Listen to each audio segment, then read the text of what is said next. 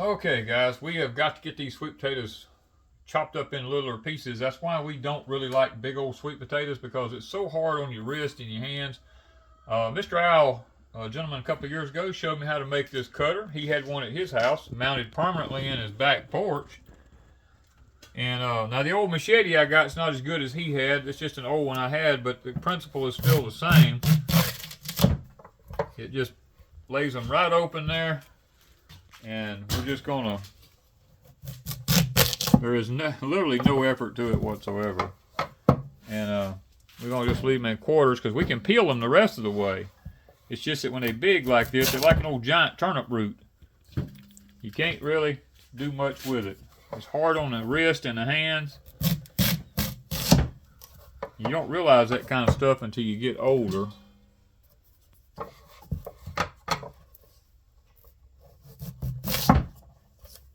A lot of people have mentioned, can't you use the old-timey paper cutters? And I don't really know if you can or not. I don't know how thick the blade is. I know a machete is thin enough to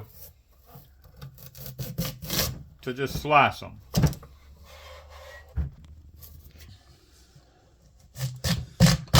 Now, you don't have to just use it for sweet potatoes. I mean, you could use it for a lot of different vegetables. The old spaghetti squash is real hard on us to cut, and it makes it real easy when we cut up the spaghetti squash. And our old big rutabagas, when we do them, it really cuts them up easier.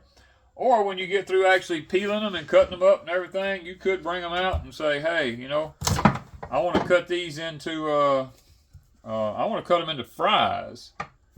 You could wipe and clean the dust and the dirt off of it from where you've cut it like this, and you could actually cut fries out of it.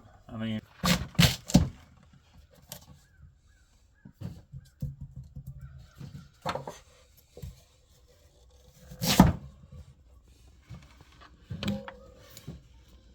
now I do have a groove cut in the board here so that when the knife comes down, if you need to cut something completely off, the blade goes on down into the wood and cuts it completely off. It's not very deep, maybe 1/4 of an inch deep. It's not that deep at all.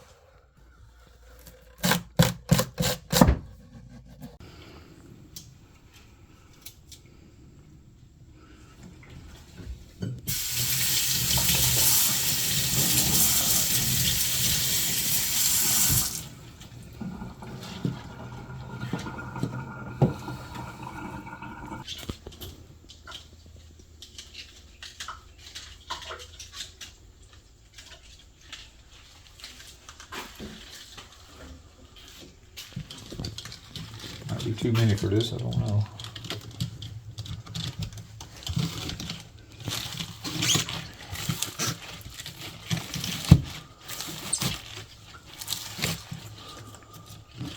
I think I might have overdone it. One too many? Yeah, I probably have one onion too many in there. How close am I to the end? I'm getting pretty close. There we go. Now, this is our, how big a pieces you want, Ms. Wanda? Just whatever that is. Every other one or every one? Every one will work.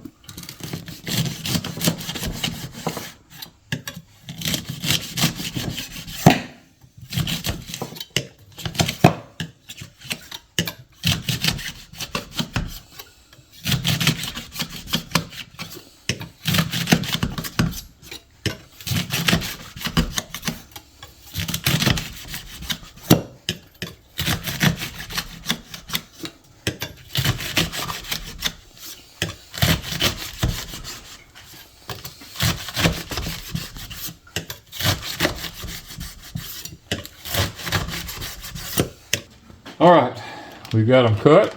Now we're gonna get this thing opened up here.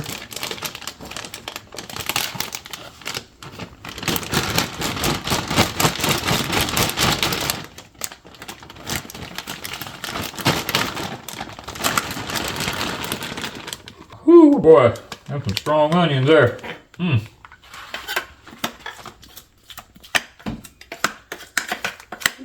boy.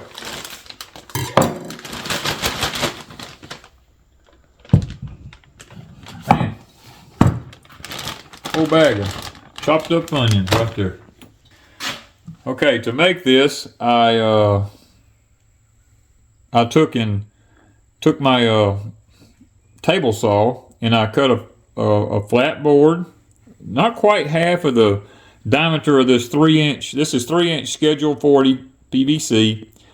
I cut me a piece. It's about an inch, a little over an inch thick, and I took my table saw and just kept rounding it off on the edges. And then I took I have a belt sander, and I belt sanded it round to fit into this groove here. And then I just on the bottom of it here, I screwed a 1x6 onto this, through this, and into this. And then I took a chop saw, and I just took my chop saw with a thin kerf blade, and I marked off all my places through here, about every half an inch, and I cut it down to that board right there. I cut it that deep. Just chopped it with a chop saw down through here. And guys, it really makes cutting up onions a whole lot easier. Now, I've got more in here than what I should have. I just grabbed a handful of them.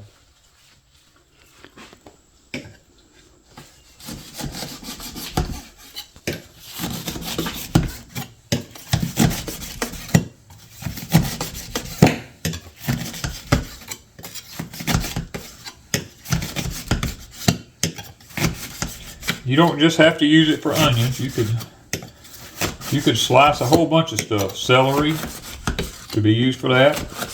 Small carrots.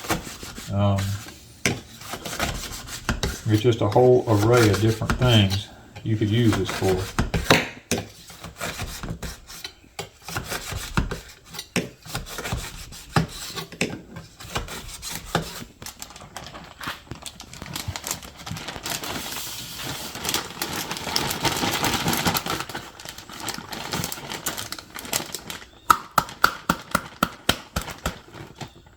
They're ready now you can freeze dry them, dehydrate them, add more, put them in the freezer. They're good for soups and all kind of stuff like that.